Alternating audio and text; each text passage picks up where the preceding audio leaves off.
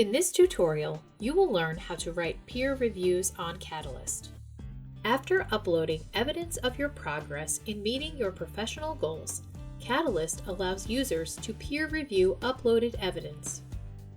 The purpose of these peer reviews is threefold: mutual accountability from someone you trust, peer feedback to ensure your uploaded evidence truly supports the TEL subcriteria you selected, and the opportunity for learning and conversations around the evidence to further the growth of multiple members of a teacher's professional learning network.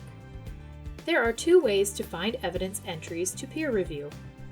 Once you're logged into Catalyst, you can find a group or individual user in the My Groups and My Community and Social sections of your dashboard. Select any person in your Catalyst PLN to view their dashboard. Once on their dashboard, scroll down to see their evidence. You can select any piece of their evidence and write a peer review by clicking Review. If they have asked you to review a particular piece of evidence but you do not see it, you may need to ask them to check the sharing permissions.